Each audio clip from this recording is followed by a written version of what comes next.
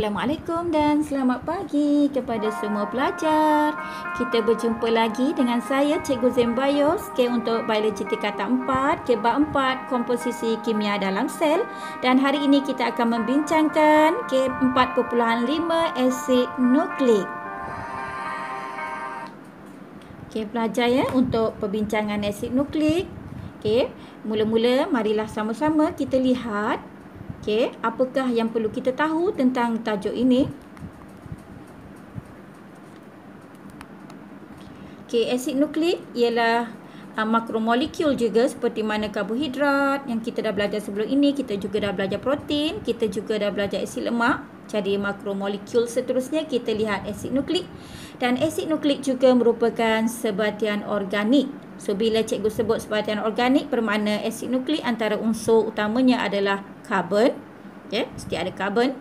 Dan unsur-unsur yang terdapat dalam asid nukleik selain daripada karbon ialah hidrogen, oksigen, nitrogen dan fosforus. Asid nukleik mempunyai satu atau dua rantai polimer yang terdiri daripada monomer. Bagi asid nukleik ialah nukleotida. Dua rantai polimer. Bermakna terdapat dua rantai yang mengandungi banyak monomer. Poli ni maksudnya ialah banyak. Monomer. Di mana monomer ni adalah nukleotida. Nanti kita akan terangkan atau bincangkan lebih lanjut nukleotida. Setiap nukleotida terdiri daripada pertama gula pentosa, kedua ialah base bernitrogen dan ketiga ialah kumpulan fosfat. Terdapat dua jenis asid nukleik. Pertama ialah DNA ataupun asid deoksiribonukleik.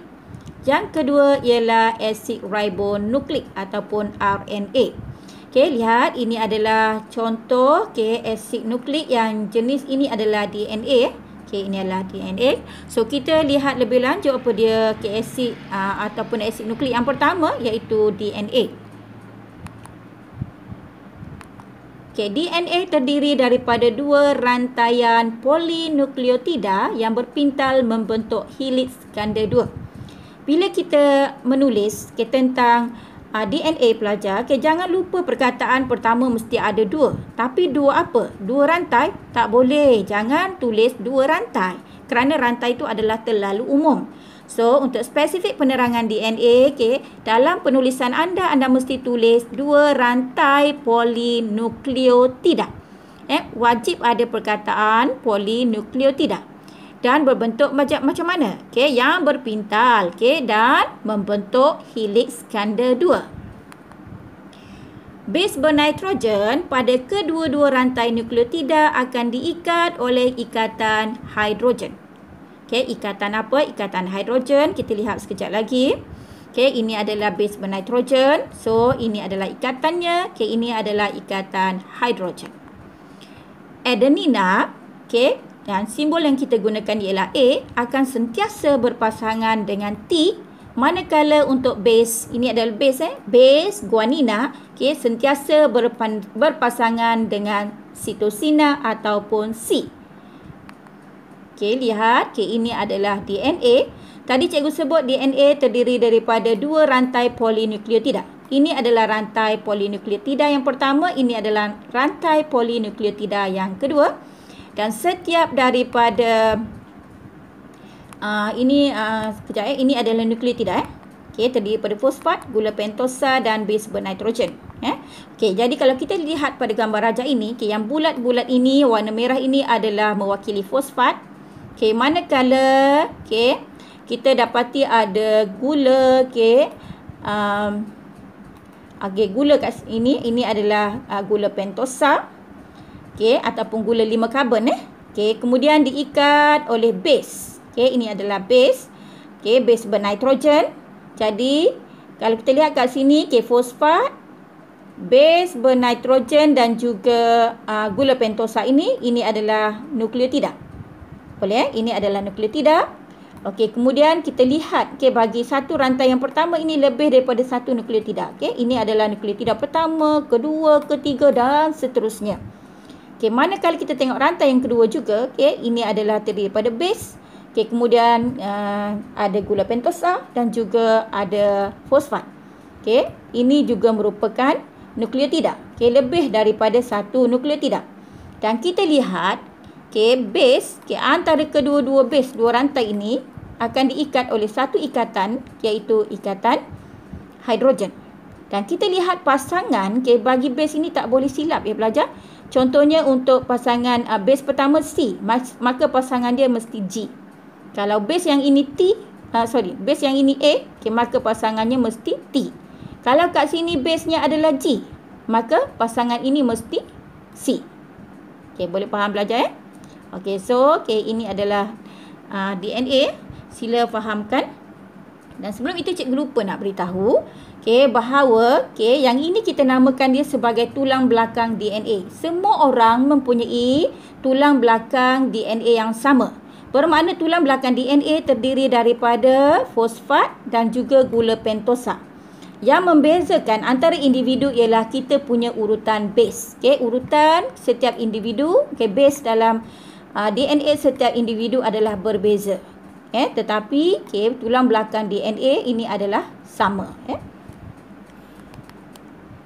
Seterusnya kita lihat asid nukleik yang kedua, iaitu RNA.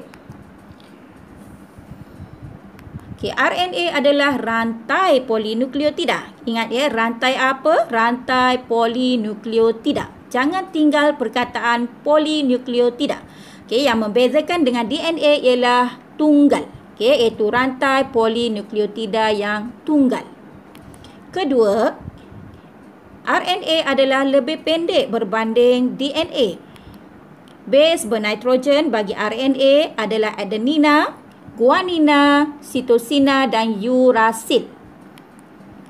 Kita lihat kat sini, dalam RNA ada urasil, tapi dalam DNA tiada urasil. Bermakna urasil dalam RNA ini menggantikan timina dalam DNA. Dalam DNA ada timina, tetapi dalam RNA tiada timina, so timinanya digantikan dengan urasil. Terdapat 3 jenis RNA yang kamu perlu tahu. Pertama ialah RNA pengutus ataupun kita namakan dia sebagai mRNA. Yang M itu mewakili messenger. RNA ribosom, ataupun rRNA. R kecil ini mewakili ribosom. Satu lagi ialah RNA pemindah, tRNA. T adalah untuk transfer. Transfer. Ketiga-tiga ini sangat penting kerana terlibat dalam sintesis protein. Jadi kita akan lihat bagaimanakah proses sintesis protein boleh berlaku. Pelajar cuba lihat di sini, ini adalah rantai polinukleotida tunggal RNA. Lihat, ini adalah susunan base. Base-base yang ada pada rantai polinukleotida. Kalau kita lihat kat sini, susunan base pada rantai polinukleotida ini, 3 susunan base yang ada pada rantai polinukleotida ini kita namakan dia sebagai codon. Jadi, 3 base ini dah boleh menentukan asid amino jenis apakah yang akan dihasilkan. Contohnya kalau di sini GCU, maka codon ini akan menghasilkan asid amino alanine. Maknanya 3 turutan base ini boleh menentukan jenis asid amino yang akan disintesis. Kita tengok kepentingan asid nukleik dalam sel. DNA penting sebagai pembawa maklumat pewarisan dan penentuan ciri sesuatu organisma. DNA mengandungi kod genetik yang dibawa oleh base bernitrogen yang kita dah belajar tadi, iaitu A adenina, K guanina, T ialah timina dan juga C sitosina. Kod genetik ditulis sebagai satu siri urutan 3 base, satu siri urutan 3 base iaitu membentuk codon. Contohnya AUG iaitu codon untuk pembentukan asid amino methionina. Pelajar, seterusnya kita lihat bagaimana proses transkripsi dan translasi berlaku untuk pembentukan protein. Urutan 3 base pada DNA ditranskripsi pada codon mRNA. Seterusnya, urutan 3 base pada mRNA ditranslasi kepada asid amino. Daripada asid amino, asid-asid amino tadi akan berpadu untuk membentuk rantai linear polipeptida. Kita tengok gambar rajah ini untuk lebih faham. Jadi sekarang kita lihat, ini adalah dalam nukleus ya pelajar. Dalam nukleus terdapat DNA. DNA terdapat di mana? Pada kromosom. Jadi DNA ini akan terungkai. Kita lihat kat sini dia akan terungkai ya. Dia akan terungkai dengan kehadiran enzim polimerase akan menyebabkan rantaian ataupun rantai dua rantai polinukleotida ini akan terbuka akan terbuka atau terungkai. Dan akhir sekali terbentuklah atau terhasillah mRNA. mRNA. Pada mRNA ini kita dapat base bernitrogen. Kita dapat base bernitrogen yang akan membawa maklumat genetik. Seterusnya, mRNA ini akan bergerak atau meresap keluar daripada nukleus ke sitoplasma. Menuju ke mana? Menuju ke ribosom. Ini adalah ribosom. Jadi apa yang dibawa oleh mRNA? mRNA ini membawa kod maklumat genetik ataupun membawa base bernitrogen tadi. So kita lihat dia membawa kodon-kodon untuk pembentukan asid amino. Kemudian di sini kita tengok ada satu lagi RNA yang berfungsi kat sini. Ini adalah tRNA. Sebelum itu cikgu lupa tadi proses di sini adalah transkripsi. Daripada DNA terungkai. Kemudian kod maklumat genetik tadi akan disalin. Disalin pada rantai RNA ini. Ini kita namakan proses transkripsi. Seterusnya RNA akan meresap keluar. mRNA tadi bergerak keluar daripada nukleus menuju ke ribosom. Dan di sini kita lihat ada satu lagi RNA iaitu tRNA. tRNA, apakah fungsi tRNA di sini?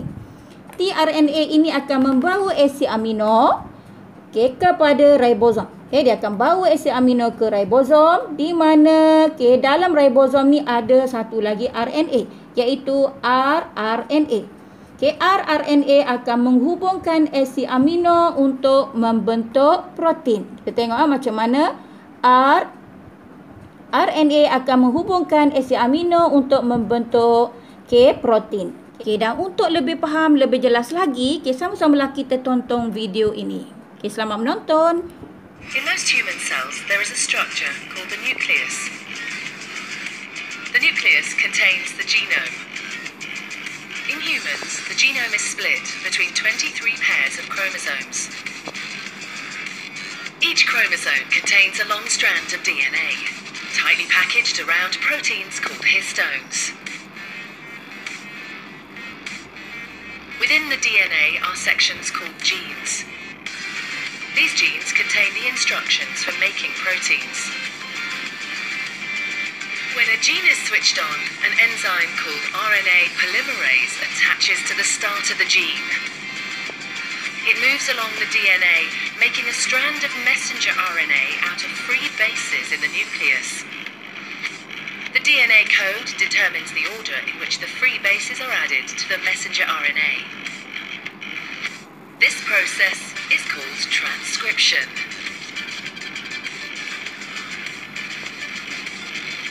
Before the messenger RNA can be used as a template for the production of proteins, it needs to be processed. This involves removing and adding sections of RNA. The messenger RNA then moves out of the nucleus into the cytoplasm.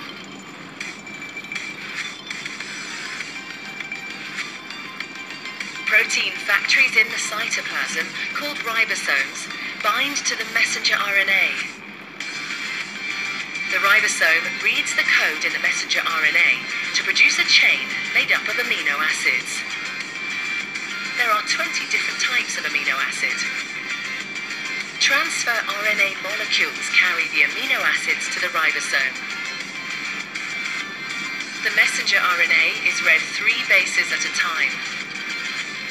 As each triplet is read, a transfer RNA delivers the corresponding amino acid. This is added to a growing chain of amino acids. Once the last amino acid has been added, the chain folds into a complex 3D shape to form the protein. Semoga bermanfaat untuk anda semua. Okey, hingga di sini sahaja dulu. Okey, semoga kita berjumpa lagi. Assalamualaikum warahmatullahi wabarakatuh.